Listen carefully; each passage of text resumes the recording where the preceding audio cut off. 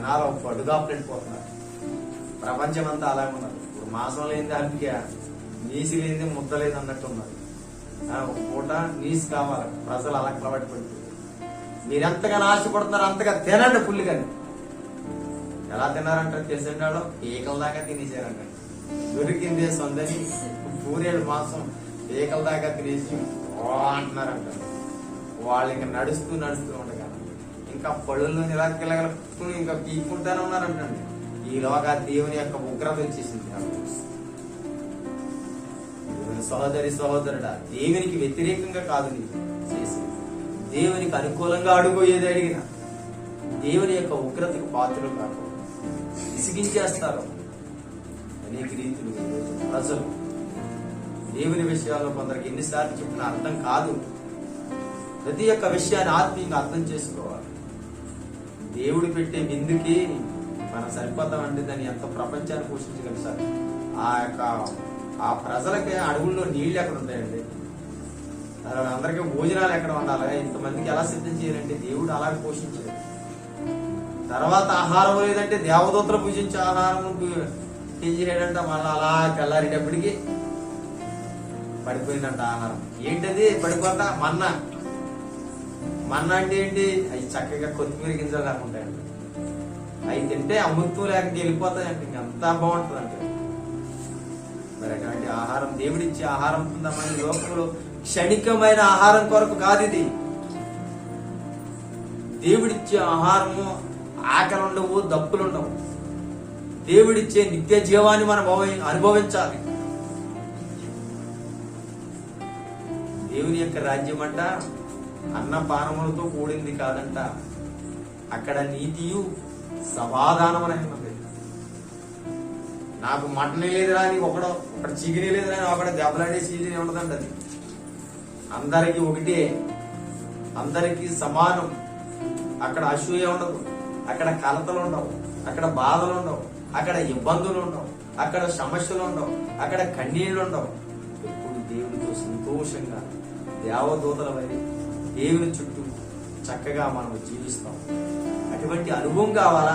ఈ లోకములో ఉండే క్షణికమైన సుఖాల కొరకు, ఈ బాధల కొరకు, ఈ రోగాల కొరకు, ఈ ఇబ్బందుల కొరకు, ఈ శ్రమల కొరకే నీవు ప్రాకులాడుతున్నావు గాని నిత్య రాజ్యంలో చేరే విషయాలను ఎప్పుడైనా నీవు ఆలోచించగలుగుతున్నావా?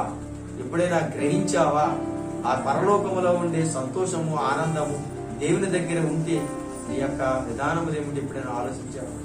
అయ్యా నాకు ఉద్యోగం వచ్చేసింది, నన్ను ఇంకా బతికించండి, నన్ను ఇంకా బతికించండి. ఎందుకు? బతికించడం వల్ల బాధలు ఎక్కువ తప్ప ఇదేమీ లేదు. ప్రియమైన సహోదరి సహోదరు, నువ్వు బతికి భూమి మీద ఏం ముద్రించేది లేదు. మనం ఇంకా ఏదో వయసు అయిపోయాక కానీ మొత్తం 90 ఏళ్ళు వయసు వచ్చినా కానీ ఇంకో 10 ఏళ్ళు బతికితే బాగుంది. బతికించండి ఈ యొక్క వృద్ధురాలిని వృద్ధుడిని అంటారు. ఇంకా అక్కడి నుంచి ఎలా ఉంటుందో తెలుసండి, ఆయాసము, దుఃఖము, కన్నీళ్లు, వేదన. వాడికి చూచి కూడా ఉండవు. సరిగా ఉడిసిపెట్టి వెళ్తే ఎన్నెన్నో తిట్లు ఇంటికాడ కూర్చొని. వృద్ధాప్యం వచ్చేసరికి చాలా విషయాలు తల్లిదండ్రులైనా బిడ్డలైనా వాళ్ళని తిడతా ఉంటారు. వాళ్ళు వీళ్ళం చిరాపడుతూ ఉంటారు. ఎన్ని ఆయాసకరమైన విషయాలు ప్రభు చిత్తమైతే దాన్ని తీసుకొని అడిగి ఉంటాం.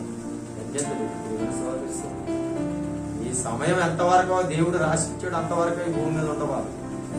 దేవునికి వ్యతిరేకమైన ఆలోచనలు కలిగి, విధానములు కలిగి మనం అడగటం కాదు.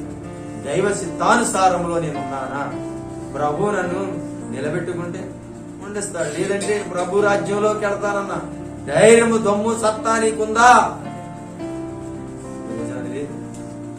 నేను ఇక్కడే ఉండిపోవాలండి, నేను ఇక్కడే జీవించాలి, ఇంకా జీవించాలి, ఇక్కడే కనపడిపోవాలి. వీళ్ళందరికీ ఇంకా కలకాలం ఇక్కడ కాదు, నీ కలకాలం జీవించే పరలోకంలో నీకు నిత్య స్వాస్థ్యం, నీ పౌరసత్వ హక్కును దేవుని దగ్గరికి నీవు వచ్చినట్టు అందులో పాల్గొనగలరు.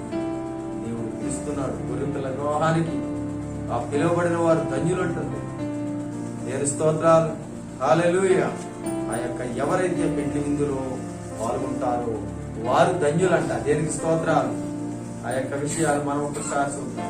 ఈ పెండ్లి విందు అనే దానికోసం మనం ఆలోచిస్తూ ఉంటే ఈ పెండ్లి కుమారుడు గొర్రె పిల్ల యేసుక్రీస్తు సంఘం. సంఘం అనేక జన్మలుగా ఉన్నది కదా, యేసుక్రీస్తు ఒక్కడై ఉన్నాడు కదా, అది ఎలా సెట్ అవుతుంది అనే ఆలోచన కలిగిన వారు అపోహాలతో ఉన్నారు. అది ఎంత మాత్రము కూడా అపోహ మాత్రము మన శరీరంలో అవయవాలు ఎన్నున్నప్పటికైనా పని మాత్రం ఒక్కటే జరిగిస్తూ ఉంటాం. దీనికి అంతటికి మనకు ఆలోచించేది బ్రెయిన్, ఊపిరి గుట్టికాయ, ఇది అంతా కూడా పనిచేసేది హార్ట్ అంతా కూడా పనిచేస్తుంది. ఇవన్నీ కూడా అవయవాలు ఎన్నున్నప్పటికైనా ఈ పనిచేసేది మొత్తం అంతా కూడా ఒకటి ఈ బాడీ. అందుకు ప్రభు అయిన యేసుక్రీస్తు మనం అనేకులమై ఉన్నప్పటికీ కూడా ప్రభు అయిన యేసుక్రీస్తు ఈ సంఘాలన్నీ కలిసి ఒకే శరీరం అయి ఉన్నాయి. దేని స్తోత్రాలు, హల్లెలూయా. రోమీయులకు రాసిన పత్రిక 12వ అధ్యాయము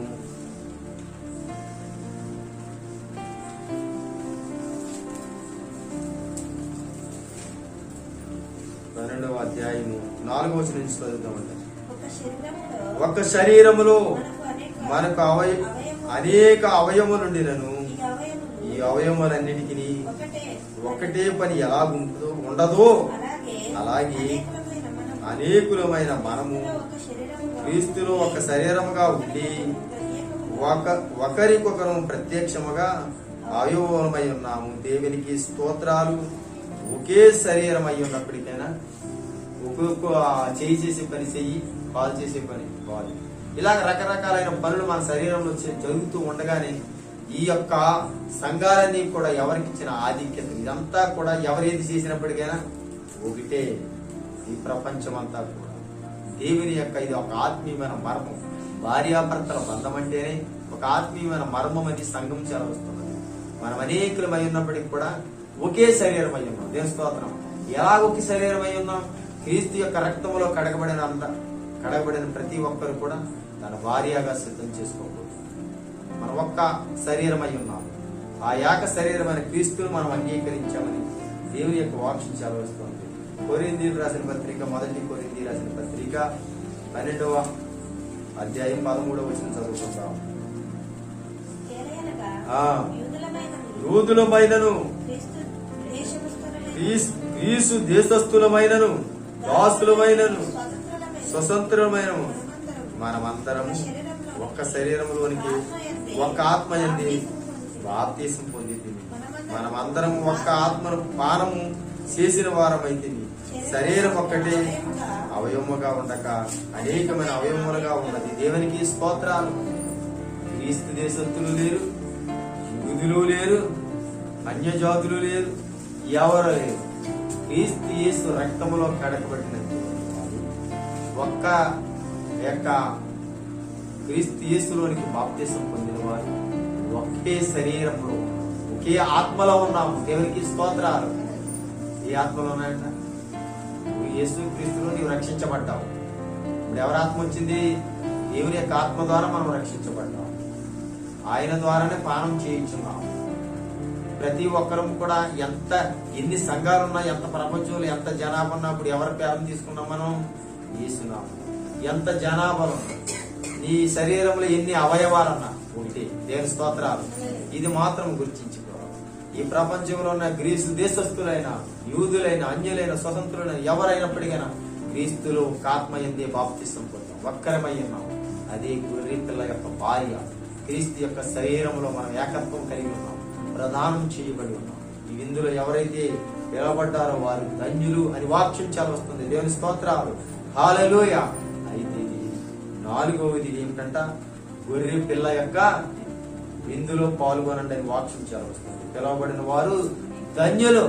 ఆ విందులో ఎవరైతే పిలవబడతారో వారు. అలాగే ఇంకొక విందు ఉందండి ఇందులోనే. ఆ విందు ఏంటంటే ఆకాశ పక్షులకు విందంట. దేవుని స్తోత్రాలు. ఏ విందంట? ఆకాశ పక్షులకు విందు. ప్రభువైన యేసుక్రీస్తుల వారు సిద్ధం చేస్తున్నారు. అంటే గొర్రెపిల్ల భార్యకి విందు అయిపోయిన తర్వాత కూడా మరి ఆ యొక్క ఇక్కడ ఒక విందు కనబడుతుంది. ఈ విందు ఆకాశ పక్షులకు విందు రెడీ చేస్తున్నారు. వాళ్ళకి ఎక్కడి నుంచి వస్తాయో ఇప్పుడు చూపెడతాను నేను. 19వ అధ్యాయం ప్రకటన గ్రంథము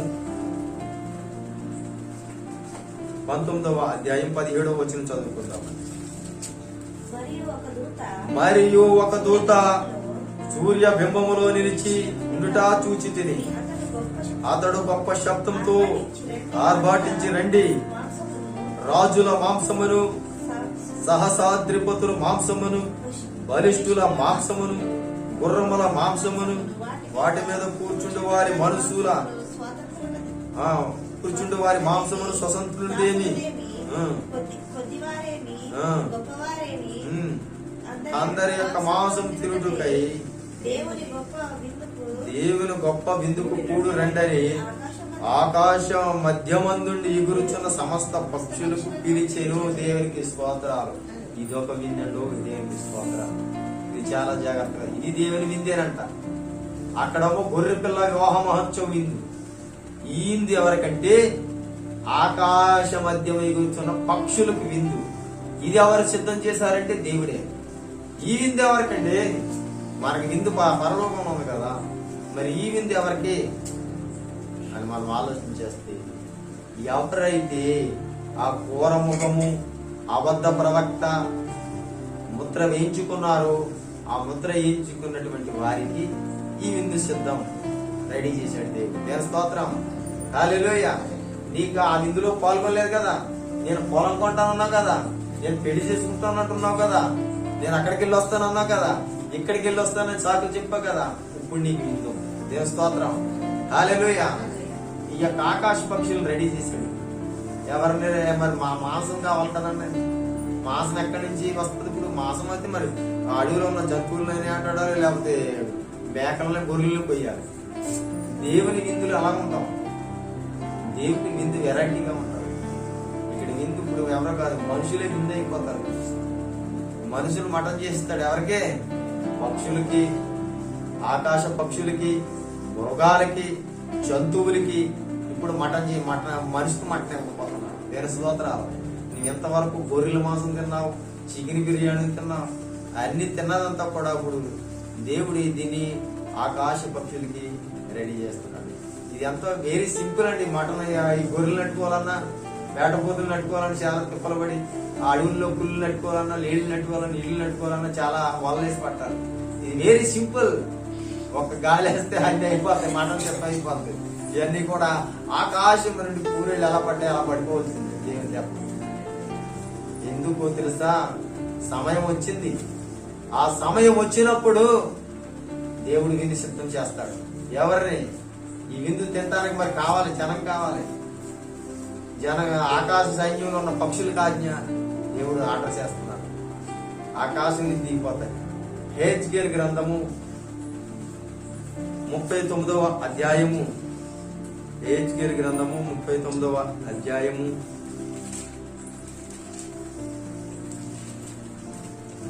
17వ వచనం చదువుకుందాం. నరపుత్రుడా, ప్రభు అయిన యెహోవా సెలవిచ్చినదేమనగా, సకల జాతులు పక్షులను భూముఖముల కన్నిటికి ఈ సమాచారము తెలియజేయము. దేవునికి స్తోత్రాలు. హల్లెలూయా. హెజ్కేలు గ్రంథము 39:17 వచనంలో ఉన్నది. ఈ సమాచారం ఎవరికి తెలియజేయాలంట? సకల జాతులకును పక్షులకును భూముఖములన్నిటికీ ఈ సమాచారం. మీ కొరకు వధించు బలికి నలుదిక్కుల నుండి కూడి రండి. ఇశ్రాయేలు పర్వతముల మీద నేను ఒక గొప్ప బలి జరుగును. మీరు మాంసము తిందురు, రక్తము త్రాగుదురు. బలాఢ్యుల మాంసము తిందురు. భూపతుల రక్తమును, భాషానులు క్రొవ్విన పొట్టేడుల యొక్కయు, గొర్రె పిల్లల యొక్కయు, మేకల యొక్కయు, కోడెల యొక్కయు రక్తము త్రాగుతురు. నేను మీ కొరకు బలి వధింపబోచున్నాను. మీరు కడుపారా క్రొవ్వు తిందురు, మత్తు కలుగునంతగా రక్తము త్రాగుదురు. నేను ఏర్పరిచిన పంక్తిని కూర్చుండి గుర్రములను, రౌతులను, బలాఢ్యులను, ఆయుధస్తులను మీరు కడుపారా భక్షింతురు. ఇదే ప్రభువైన యెహోవా వాక్కు. దేవునికి స్తోత్రాలు. ఏంటండి విందు ఎంత చక్కగా ఉన్నది. ఇది దేవుని స్తోత్రాలు. ఈ విందును ప్రవచనాత్మకమైన సందేశం ఇది. రానున్న దినములలో దేవుడు ప్రజలను ఈ రీతిగా మార్చబోతున్నాడు. యెర్మీయా గిద్యోను యుద్ధము జరిగిన తర్వాత ఆ నోటి ఊపిరి, ఆగమన ఊపిరి చేత ఉఫ్ఫు అనేటప్పటికి ఏమవుతుందో తెలుసండి? అగ్ని చేత ఆ యుద్ధములంతా కూడా పతనమైపోయి ప్రజలంతా కూడా కుప్ప కూలిపోతారండి. ఆ ఇశ్రాయేలు యొక్క పర్వతాల మీద కుప్ప కూలిపోయినప్పుడు ఆ ప్రజలంతా కూడా ఎంత సైన్యము సమూహం, ఈ శవాలన్నీ జనాభానంతా ప్రపంచంలో ఉన్న యుద్ధానికి చేరినటువంటి జనాభా ఏడ్చాలంటే మన వల్ల అవుతుంది. ఈ శవాలను మన కరోనా వచ్చినప్పుడు ఈ శవాలను పూజ చేసి పోకలేని తీసే పూర్తి తీసుకొచ్చారు. ప్రపంచ జనాభాలో కొంతమంది అలా కొన్ని వేల కొద్ది లక్షల కొద్ది జనాభా చనిపోతే ఎక్కడ తీస్తారండి? ఇప్పుడు రావాలి, ఏమి రావాలి? ఈ హిందీ ఎవరికి అనుకుంటున్నారు? పైన కనబడుతున్నది 17వ వచనం ఇక్కడ కనబడుతుంది. సకల జాతుల పక్షులు భూమి భూములో, సకల జాతుల పక్షులు, ఈ భూమిలో ఉండే జంతువులు అన్ని కూడా వీటికి ఆహారం ఏం ఏటడక్కలు. ఇంతవరకు ఆ పుల్లిని లేడెడు పుల్లెట్టుకుని అక్కడ సంపూర్ణ ఇప్పుడు అప్పుడు అది వీటికి ఏం అక్కలు ఇంక డైరెక్ట్ మాంసం. ఎవరు మాంసం? క్రూరముఖ ముద్ర వేయించుకున్నటువంటి వారు, దేవుని యొక్క మాట వినలేనటువంటి వారు, పెళ్లి విందుకి రాలేనటువంటి వారికి ఎందరూ కూడా గొప్ప కూలిపోతున్నారు. ఆ క్రూరముఖ ముద్ర వేయించుకున్నట్టు భూమి మీద నడిచే జంతువులు ఇవన్నీ కూడా మాంసానికి అడవిలో పడి వేటాడుతున్నటువంటి జంతువులు ఇప్పుడు ఏం చేస్తే మనుషులు ఆ శవాలన్నీ తిరిగి కొడుపారా తిరిగి రక్తం త్రాగేసి మొత్తిల్లిపోయి ఇంక పక్కన చేపన్నగానే కలసుకుంటున్నాయి, కుళ్ళిపోయి వాసన. రానున్న దినాలు ఎటువంటి సంభవాలు నీవే విందుకు సిద్ధపడుతున్నావు? సైతాను విందుకు సిద్ధపడుతున్నావా? గొర్రె పిల్ల విందుకు సిద్ధపడుతున్నావా? ఒక్కసారి నీవు ఆలోచించుకోవాల్సిన గొర్రె పిల్ల వివాహం తన భార్యని సొంతం చేసుకుని తన రాజ్య వారసురాలుగా చేసి చక్కటి విందులు నీకు ఏర్పరిచి సిద్ధం చేశాడు. ఈ లోకంలో పడిన కష్టానికి అక్కడ ప్రతిఫలం నీకు ఇవ్వబోతున్నాడు. ఇక ఆ యొక్క అనుభవంలోకి మనం వెళ్ళాలని ప్రభువైన యేసుక్రీస్తు వారు సెలవిస్తున్నారు. సహోదరి సహోదరుడా, ఒక్కసారి నీవు ఆలోచన చేస్తూ దేవుని యొక్క అడుగు జాడల్లో నడుపుతావు. ఈ యొక్క గొర్రె పిల్ల యొక్క వివాహ విందులో పాల్గొని ఆ యొక్క ఆకాశ పక్షులకు ఇచ్చే విందులోనికి క్రూరముగా ముద్ర వేయించుకొని నీవు ఆ విందులో చేర్చినట్లయితే ఆత్మకు శాంతి, సమాధానం, ఇక నరకమే అక్కడ ఏడుపులు పండ్లు కొనుక్కుని ఇక నేను మనసును మార్చు. ఈ గొర్రె పిల్లగా మార్చు చారాలని యొక్క వాక్యం తెలియపరుస్తుంది కనుక ఈ సమయంలో ప్రార్థన చేసుకుంటాం. ప్రతి ఒక్కరు కూడా పనులు చూస్తున్నారు. ఈ గొర్రె పిల్ల వివాహ మహోత్సవం మొదటిదిగా ఏమైందంట? ప్రధానమంచి. రెండవదిగా తనకు సంఘానికి ఉన్నటువంటి భార్యాభర్తల యొక్క బంధాన్ని గురించి. మూడవదిగా ఆ గొర్రె పిల్ల యొక్క భార్యకు మహిమ వస్త్రాలు ఇచ్చినట్లుగా మనకు లేఖనాలు చదువు. నాలుగవదిగా ఏం చెప్పు? నాలుగవదిగా పెండ్లి విందుకు పిలవబడిన వారు. ఐదవదిగా ఆకాశ పక్షులు. ఈ విందు ఎవరిదంటే సైతాన్ యొక్క ప్రజలకు. ఆ విందు ఎంత ఘోరముగా ఉంటుందంటే చెప్పలేము, ఊహించలేము. ఇవన్నీ ప్రవచనాత్మకముగా రానున్న దినాల్లో జరగబోతున్నాయి కనుక నిన్ను నీవుగా సిద్ధపరుచుకో. దేవుని యొక్క రాకడకు భయముతో భక్తితో మన ఆత్మీయమైన జీవితాన్ని కొనసాగిస్తాం. ఈ సమయంలో ప్రార్థన చేసుకుంటాం. పరిశుద్ధుడు అయిన ప్రభువా, నీకు వందనాలు స్తోత్రాలు చెప్తాం. జీవాధిపతి అయిన ప్రభువానికి వందనాలు. ఈ గొర్రె పిల్ల వివాహ మహోత్సవములో ప్రతి ఒక్కరిని చేర్చమని మేము కోరుచున్నామయ్యా. అయ్యా నీకు వందనాలు. దాని సత్యమును పతనానికి వెళ్ళిపోతున్నారేమో అయ్యా. ప్రతి ఒక్క బిడలు మార్చండి అయ్యా. నీ రాజ్య వారసులుగా సిద్ధం పరలోక రాజ్యం గొర్రె పిల్ల వివాహ మహోత్సవం ఏ రీతి ఉండదు. ఈ యొక్క మత్తయి రాజ్యం ఉపోద్ఘాతంగా మాకు తెలియపరుస్తున్నాం. రానున్న దినాలు ఇవన్నీ కూడా ఆత్మీయమైన జీవితాలు కట్టుకోవడానికి నేను తెలియజేస్తున్న విషయాలు మరి ప్రతి ఒక్కరికి అనుగ్రహించండి. మా జీవితాలు మమ్మల్ని మేము సిద్ధపరచు ముందుకు సాగడానికి ధైర్యం మాకు అనుగ్రహించు. ఘన మహిమ ప్రభావం చెల్లించు. యేసు పరిశుద్ధ నామమున అడిగి వేడుకొంచున్నాము పరమ తండ్రి.